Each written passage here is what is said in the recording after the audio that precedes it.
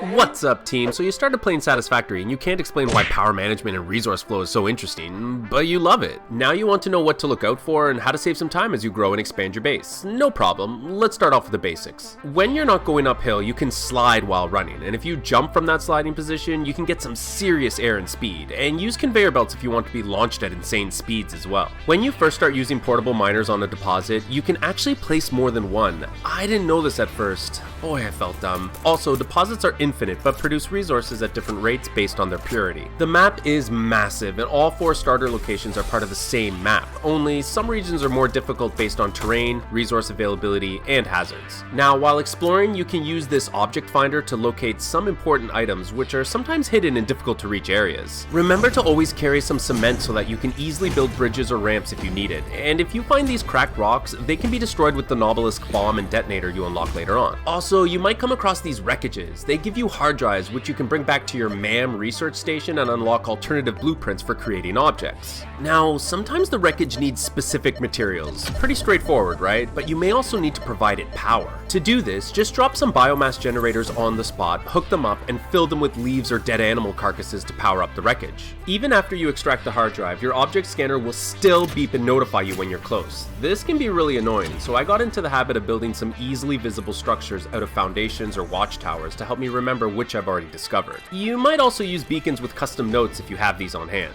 If you die, you drop everything you were carrying and will need to return to the dropped loot by following the chest icon on your HUD display. Or you could just load your last save point if you want to cheat. Okay, now that you've returned to your base and researched how to overcharge your buildings with the power slugs, you can create these cells which you can feed into most production buildings. At first I thought simply dropping 3 cells into a building was enough, but you have to actually slide this thing to the desired overcharged state. Just be careful. Although you can increase production by 250%, this will also increase energy costs by 5 times, so only do this if you can manage the extra power consumption. Recycling objects recovers all the materials used to make it. If you're full on items, the extra materials will be neatly placed in a chest for later retrieval, and building storage units is pretty cheap as well. When building, some structures can clip through others, but in very specific ways, like railings, pipes, and power poles can clip through conveyors and splitters only if they're placed first. But not everyone cares about all these little tiny details, so I wanted to focus on some general tricks that can be really helpful in a lot of situations. Conveyors can easily clip through other conveyors without any problems, and a conveyor or pipe can clip through the building it originated from. Any additional conveyors or pipes can't clip through it though, and currently you can also clip conveyors through these floor pieces which have these little angles on them if you want to seal up some of your floor. Oh, and vertical conveyors can transfer materials at the same speed as horizontal ones, and this makes it super easy to create a base up in the sky, which saves space and avoids the problem of uneven terrain, rocks, and streams. I also got into the habit of using flooring when building my bases, since it made things much easier to line up. You actually have 10 hotbars available while building, and they can be swapped by holding the Alt key and scrolling up or down. And you can assign buildings to a hotbar by hovering over the one you want and pressing the number key. First, apparently you can't have the Blade Runners equipped when you're taming a doggo for some reason. That aside, collect some pale berries. You won't need many, so split the stacks by right-clicking on them to make piles of 1. Then find a lizard doggo in the wild. Be careful not to run near the lizard. Approach slowly and watch it run away. Eventually it'll stop and stare back at you. Now go into your inventory and drop a pale berry onto the ground. Move away and wait for it to come and eat. Right after it takes the bait, run up and press E on it. If you're on time, you might tame it and have a loyal companion, but there's a chance you will need to feed it more berries, or you might be too late petting it and have to try again by moving away and starting over. It's best to build a small pen for it out of foundations to keep it safe. Be sure to visit your doggo farm every once in a while, as they generate items at random times. Some of these items are great, but you have a chance to also find uranium waste, which emits radiation damage and can't be trashed or destroyed. To solve this, build a storage near the farm and connect it to a storage far, far away. Then drop off the radioactive waste and hope your doggo randomly produces better materials next time. Alright, almost at the end. I just have 4 more quick tips to share. Awesome sinks are buildings which burn excess resources in return for tickets. You get more points based on the complexity of the item burned.